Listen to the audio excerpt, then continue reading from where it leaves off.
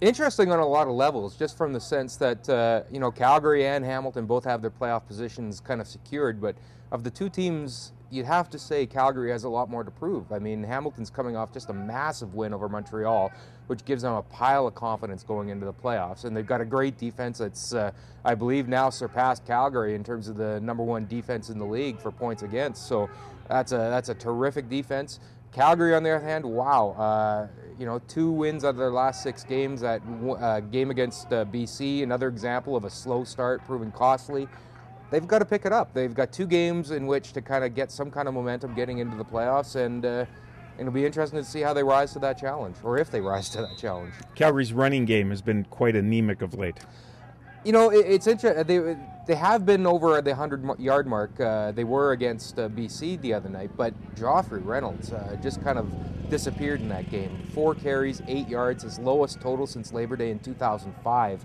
And it was a case that it wasn't working early, so they just didn't try after the first half. So I got to think that Joffrey wants to get a little more established in this offense like he is used to, and it's incumbent on the Stamps to give him that opportunity. I mean, every time he's had under 10 carries this season, the Stamps have lost. Every time they've gone over 10 carries, they've won. So you do the math. Let's just give Joffrey the ball some more. But even though it's November, or very close to November, we're going to have an interesting stat regarding the receivers. Well, Romby Bryant and Kenyon Rambo are both on the verge of going over 1,000 yards in receiving, which would give the Stampeders 3,000-yard receivers for the first time, I think, since 2000, which is a pretty impressive stat. It's only happened something like 26 or 27 times in CFL history.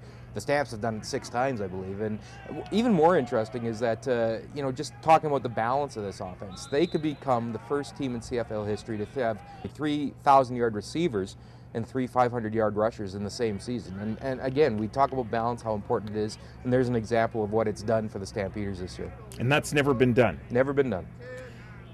Some would look upon this as an almost nothing game because the positions in the playoffs are already established, but as you mentioned, Calgary can't be backing into a playoff spot, even though they host here at McMahon at the end of November. Yeah, I don't think they want to go into the playoffs thinking about playing poorly over this last stretch of the regular season. They've got 15 days between games in the playoffs. They play their final game a week from tonight at Winnipeg, and then 15 days before the West Division final. So I got to think they got to have some sort of positive vibes to carry them into that long stretch, because as much as it is about physical attitude in the playoffs, mental attitude is equally important. It's been a long time since a team that won the West Division didn't advance to the Grey Cup. But you know what? The Stampeders, they put themselves in this position. Now they got to take advantage of it.